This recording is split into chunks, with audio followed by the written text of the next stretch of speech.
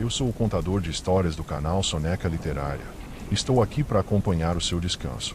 Antes de se entregar ao sono, deixe seu like e inscreva-se no canal e me conte de onde você nos ouve agora e que horas são aí. Respire fundo, acomode-se e relaxe. História 1. A casa que sussurrava. Dizem que a casa do penhasco foi construída para observar o mar, mas ninguém a viu ser erguida.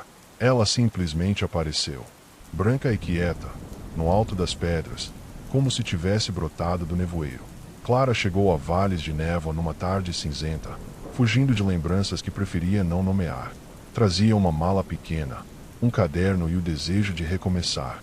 A vila, com suas ruas de paralelepípedos úmidos e janelas sempre entreabertas, parecia acolhê-la num silêncio quase humano. O mar lá embaixo respirava lento. As gaivotas, distantes. O vento tinha cheiro de sal e de sono. A casa, disseram, estava vazia há anos. Pertencera a um pintor que desaparecera, sem deixar quadros, apenas marcas de mãos nas paredes internas. Clara não acreditava em lendas, mas acreditava no poder de um espaço quieto para curar. Nos primeiros dias, o único som que ouvia era o vento. Dormia bem. Anotava sensações no caderno. O silêncio parece escutar. As paredes guardam memórias líquidas. Na terceira noite, acordou com um sussurro. Não era a voz, exatamente. Era o som de tinta sendo espalhada sobre tela. Uma respiração ritmada. Uma presença paciente. Levantou-se. A casa envolta em sombra azul. Parecia maior do que durante o dia. Passou pelos cômodos, tocando os móveis cobertos de poeira. E, na sala de trás, viu uma cadeira voltada para a parede. No chão, um pincel solitário, ainda úmido de cor que não existia. Durante dias, a presença a acompanhou. Não a assustava. Havia nela algo semelhante ao próprio vazio de Clara. Um eco de quem tenta lembrar quem foi. Certa noite, decidiu falar com um sussurro. Sentou-se na cadeira, olhou para a parede branca e disse: "Se você precisa terminar, eu posso ajudar." O vento cessou. A casa respirou. Lentamente, traços invisíveis começaram a surgir na parede, como se o tempo, obediente, voltasse a pintar. O desenho mostrava uma mulher de olhos fechados, dormindo sob chuva. Clara chorou em silêncio. No amanhecer, o desenho desapareceu, e com ele, o som. A casa estava quieta outra vez, mas não vazia. Ela deitou e ouviu, lá fora, o início de uma chuva suave. O som das gotas batendo no telhado misturava-se ao seu respirar. O mar, agora invisível, sussurrava o mesmo ritmo. Devagar, devagar, dorme. E Clara dormiu. A casa também. História 2. O homem do relógio parado.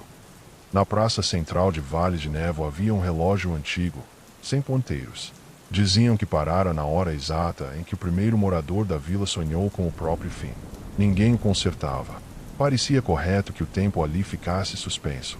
Elias era relojoeiro, o último de sua família.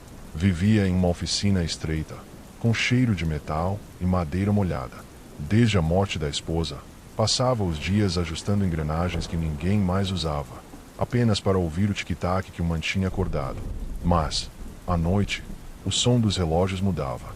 Tornava-se lento, compassado demais, como batimentos vindos de outro coração. Foi numa dessas noites que ele ouviu passos. Abrindo a porta, viu um homem alto, de casaco escuro, carregando um relógio de bolso enferrujado. O estranho não disse o nome, apenas estendeu o objeto e murmurou: "Ele não anda. Talvez nunca tenha andado." Elias o levou para dentro. A peça era diferente. Dentro dela, o mecanismo formava uma espiral invertida, movendo-se em sentido contrário. Um som quase inaudível emanava dali, como o bater de chuva sobre vidro distante. Trabalhou a noite toda, ajustando, ouvindo. A cada giro, lembranças voltavam. A voz da esposa, o toque morno de suas mãos, o dia em que ela partirá sem despedida. Quando o relógio finalmente deu um clique, Elias sentiu um frio nas costas. Olhou para o estranho, que sorria levemente. "Agora", disse ele, "o tempo corre para dentro." O homem saiu, e Elias ficou observando o relógio pulsar. O som não era mais um tic-tac, mas um respirar. Colocou-o na mesa, apagou as lamparinas e esperou o amanhecer. Mas o amanhecer não veio. A luz manteve-se imóvel, cinza. Os ponteiros, que antes não existiam, apareceram. Marcavam uma hora impossível. Dias passaram, ou talvez minutos. A vila parecia presa no mesmo crepúsculo. As pessoas andavam devagar, os passos ecoando como em sonho. Elias percebeu, com calma resignada, que o relógio não marcava o tempo, o guardava. Cada som que fazia era uma memória sendo recolhida para o silêncio. Certa noite, ao olhar pela janela, viu a casa do penhasco iluminada. Achou ter visto uma mulher desenhando na parede. Sorriu. Pegou o relógio e o abriu uma última vez. Dentro, ouviu o som da chuva, real, mansa, cadenciada. Encostou a cabeça sobre a bancada e fechou os olhos. O relógio continuou respirando por ele, mantendo o compasso certo entre o som da chuva e o ritmo do sono. Nada mais precisava andar. Tudo descansava. História 3. O espelho de nuvens. Ninguém lembrava quem havia aberto a pousada da colina, apenas que ela sempre estivera ali, refletindo o céu mesmo nos dias sem luz. Helena chegou para cuidar do lugar durante o outono. A dona, uma senhora de voz distante, lhe dera a chave e uma instrução simples: mantenha os espelhos cobertos à noite. A pousada era ampla, silenciosa. Nas paredes, quadros mostravam paisagens que pareciam se mover quando o olhar demorava demais. Helena gostava do som dos passos ecoando pelos corredores. Às vezes, imaginava que a casa respirava com ela. No primeiro dia de chuva, retirou o pano de um dos espelhos. Curiosa, o vidro não refletia seu rosto. Mostrava o mar, visto de um penhasco, o mesmo penhasco onde, ao longe, se erguia a Casa Branca. Ao observar, sentiu um vento frio, mesmo estando dentro. O reflexo tremulou, e ela viu uma mulher de cabelos soltos, dormindo sob gotas invisíveis. Voltou a cobrir o espelho, assustada e fascinada. Naquela noite, sonhou com um quarto cheio de molduras vazias. O som da chuva vinha de dentro delas, não de fora. Quando acordou, as cortinas tremiam, embora o ar estivesse parado. Nos dias seguintes, os espelhos pareciam chamá-la. Cada um mostrava algo diferente. O relógio parado na praça, o homem de olhos cansados na oficina, a mulher que pintava paredes com o próprio silêncio. Tudo em Vale de Névoa parecia interligado, como se o tempo, ali, tivesse esquecido de ser linha. Helena começou a deixar as portas abertas, ouvindo o som das gotas sobre as telhas. Certa madrugada, levantou-se e foi até o espelho da entrada. Retirou o pano. Desta vez, ele refletiu apenas a chuva, suave, constante. Ela estendeu a mão, e as gotas caíram sobre sua pele. O vidro dissolveu-se como neblina. Do outro lado, um campo de nuvens aguardava, branco e silencioso. Helena atravessou. De manhã, os hóspedes encontraram a pousada vazia. Apenas um espelho permanecia descoberto, mostrando o céu nublado. Dizia-se, depois, que ao dormir ali, ouvia-se uma voz distante sussurrando: está tudo bem. Feche os olhos.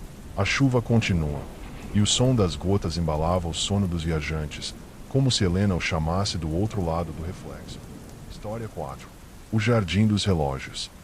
Atrás da antiga capela de Vales de Névoa, existia um jardim escondido. Poucos sabiam dele. Cercado por muros cobertos de era, guardava fileiras de relógios enterrados entre as flores. Ninguém os via mover-se, mas ouvi-los era possível, como se a terra tivesse coração. Miguel, jardineiro da capela, cuidava do lugar em silêncio. Regava as plantas, limpava os musgos e, às vezes, jurava ouvir vozes nos intervalos entre os tic-tacs subterrâneos. Diziam que os relógios vinham dos mortos, objetos deixados para marcar o instante em que cada alma sonhou pela última vez. Certa tarde, ao remover folhas secas, encontrou um relógio de bolso aberto, dentro de um ninho. O ponteiro girava lentamente, mas ao contrário, gravou o som em sua memória. Lembrava o ritmo da chuva sobre madeira. Na tampa havia uma inscrição: para quando o tempo quiser dormir. Desde aquele dia, Miguel passou a regar o jardim também à noite. Percebia vultos entre as árvores, sombras que pareciam inclinar-se sobre as flores. Não sentia medo, apenas uma melancolia suave, como quem presencia um segredo gentil. Uma noite, uma mulher apareceu ao portão. Tinha cabelos úmidos, como se viesse da neblina. Este jardim é bonito, disse. Lembra o som do mar quando chove. Miguel percebeu que ela não deixava pegadas. Já nos vimos antes? Perguntou ele. Ela sorriu. Talvez. E desapareceu com o vento. Nos dias seguintes, o jardineiro notou gotas acumulando-se nos relógios, mesmo quando o céu estava limpo. As flores cresciam mais rápido. Quando chovia de verdade, o jardim inteiro parecia respirar, emitindo um leve murmúrio, como de vozes que adormecem. Uma noite, Miguel adormeceu entre as margaridas. Sonhou com ondas quebrando devagar e com um relógio gigante suspenso no céu. Ao acordar, percebeu que o som dos ponteiros havia parado. No lugar dele, a chuva caía mansa, lavando a terra e o tempo. Na manhã seguinte, os padres encontraram apenas flores e silêncio. Diziam que, se alguém encostar o ouvido ao chão, ainda pode ouvir o sussurro do jardineiro, contando as gotas, uma a uma, até dormir. História 5. O último som. Vales de névoa parecia respirar mais devagar a cada estação. O mar tornará-se espelho. As ruas, desertas. Na casa central, uma mulher idosa, chamada apenas de avós, vivia cercada por discos, fitas e gravadores. Ela recolhia sons, guardava risadas antigas, passos em madeira, o ruído do vento nas cortinas e, principalmente, o som da chuva. Dizia que queria compor a última melodia antes do silêncio total. Ninguém sabia o que isso significava. Certa noite, enquanto o vento soprava sobre os telhados, ela encontrou uma gravação diferente. Uma voz masculina dizia: "O tempo corre para dentro." Logo depois, ouviu-se um tic-tac, e o som dissolveu-se em algo semelhante ao mar. Rebobinou várias vezes, até perceber, ao fundo, um leve sussurro feminino. Devagar, dorme. A voz fechou os olhos. Lembrou-se de um espelho, de uma casa branca, de um jardim onde o tempo repousava. Tudo parecia vir de um mesmo lugar. Talvez os sons estivessem se chamando, querendo reunir-se. Passou os dias misturando gravações, unindo fragmentos de chuva e de vento, passos e respirações. Quando finalmente terminou, havia um único som contínuo, a melodia do tempo adormecendo. Abriu a janela. A vila inteira estava mergulhada em névoa. O mar não se movia. Colocou o disco para tocar. A canção espalhou-se pelas casas, penetrando nas paredes, nos espelhos, nas flores e nos relógios. De cada canto da vila, um eco respondeu, suave e distante. Na casa do penhasco, a pintura voltou a surgir na parede. Na oficina vazia, o relógio abriu-se e soltou o ar guardado. Na pousada, o espelho mostrou o céu. No jardim, flores se inclinaram como se ouvissem. E então, começou a chover. Primeiro, gotas raras. Depois, uma sinfonia de pingos lentos, compassados, perfeitos. A mulher sorriu. Sabia que aquele era o som final. O som que não exigia mais nada, que apenas acontecia. Sentou-se na poltrona, fechou os olhos e deixou que a chuva e a música se confundissem. O tempo, satisfeito, recolheu-se para dentro de si. Vales de névoa a adormeceu inteira. E quem ouve atentamente, nas noites de neblina, jura escutar uma voz ao longe dizendo: "Está tudo bem. O tempo descansa agora. Deixe a chuva embalar o que resta desperto. Feche os olhos. Dorme." História 6. A ponte de vidro. Dizem que há, na estrada que sai de Vale de Névoa, uma ponte feita de vidro. Ninguém lembra quem a construiu. Aparece apenas em certas madrugadas, quando o vento sopra em direção ao mar. Clara caminhava sozinha naquela noite. Tinha deixado para trás uma casa vazia, levando apenas uma pequena lanterna e um livro que nunca terminava de ler.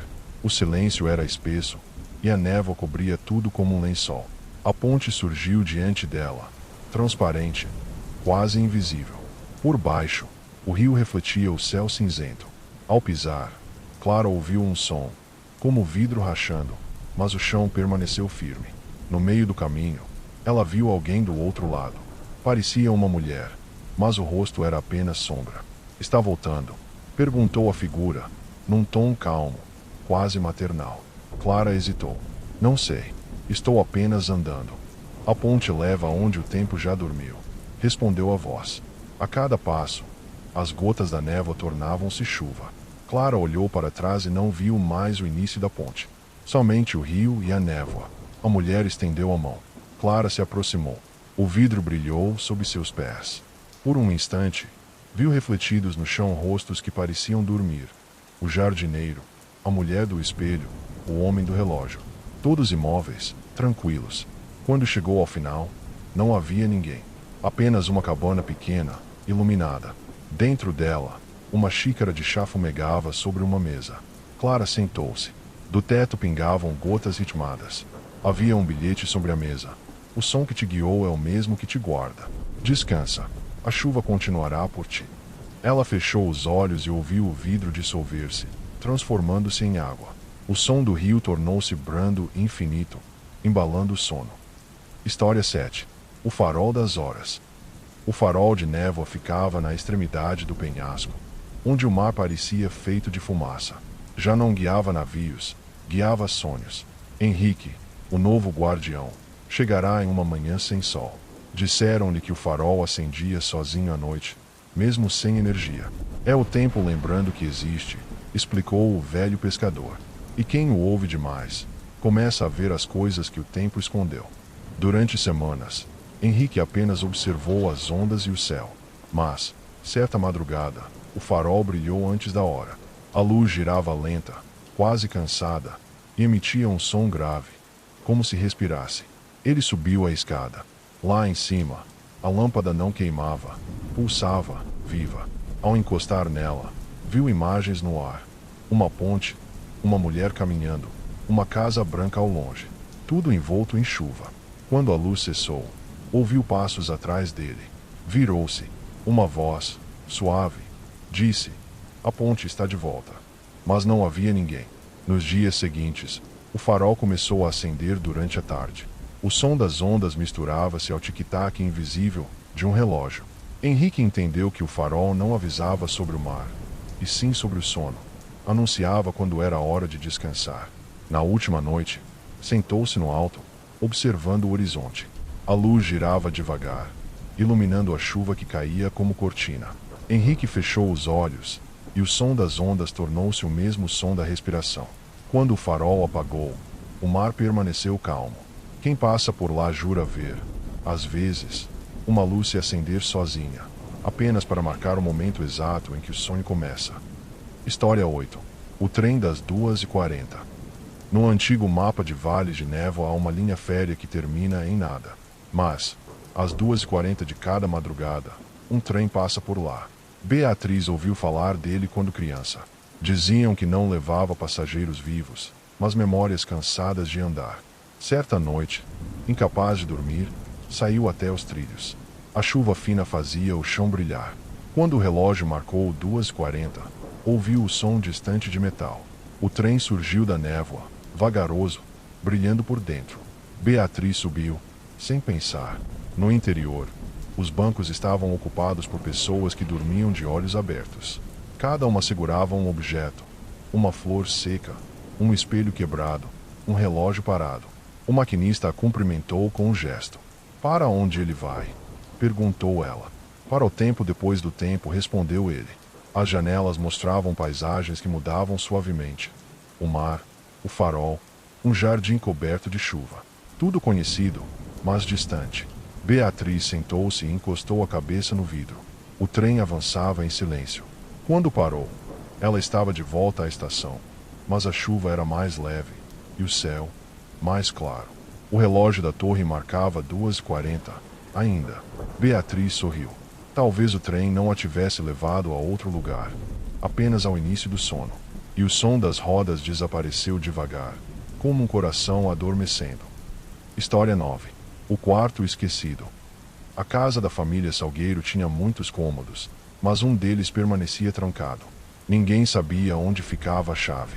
Apenas o som vinha de dentro, um leve gotejar, constante, como se chovesse lá dentro. Marina, curiosa, procurou durante dias até encontrar a chave dentro de um livro. Abriu a porta. O quarto estava vazio, exceto por uma cama e uma janela coberta de cortina branca. No ar, pairava o cheiro de chuva antiga. Ao sentar-se, ela ouviu um som de passos, mas percebeu que vinham de dentro de si. memórias. O quarto parecia refletir o que cada pessoa trazia. Na parede, uma sombra movia-se, desenhando cenas esquecidas, um farol, uma ponte, um trem atravessando a névoa. Marina deitou-se. A chuva começou a cair lá fora. Fechou os olhos e sentiu o colchão respirar sob ela, como se a casa inteira suspirasse junto. Quando acordou, o quarto estava diferente. As paredes úmidas, o som da chuva mais próximo. Saiu, mas o corredor não era mais o mesmo.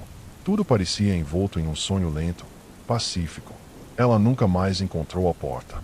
Mas, às vezes, quem dorme naquela casa diz ouvir um gotejar suave vindo de um cômodo invisível, e sente um convite silencioso para descansar. História 10. O caderno de chuva.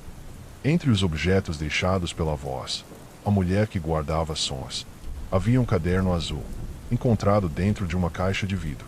As páginas estavam manchadas, mas em cada uma havia uma frase curta, escrita à mão, como se o tempo tivesse se tornado palavra. O novo morador da vila, Samuel, começou a ler. As primeiras páginas diziam apenas: a chuva se lembra. O tempo não vai embora, apenas cochila. Quem ouve o som certo, dorme sem medo. Intrigado, Samuel passou a escrever também. A cada noite, anotava o que sonhava: o farol, a ponte, o trem. Mas, certa madrugada, percebeu algo estranho. As páginas seguintes já estavam escritas, com sua própria caligrafia. A última frase dizia: quando o caderno terminar, você ouvirá a chuva de dentro. No dia seguinte, começou a chover sem parar. Samuel abriu a janela e viu gotas escorrendo pelo vidro, desenhando linhas como letras. Pegou o caderno e o deixou aberto sobre a mesa. As palavras se dissolveram lentamente. O som da chuva tornou-se música, depois sussurro, depois silêncio. E nesse silêncio havia paz. O caderno permaneceu em branco, úmido e sereno, como se tivesse cumprido sua função: lembrar que o medo pode dormir, quando o som do mundo se torna chuva.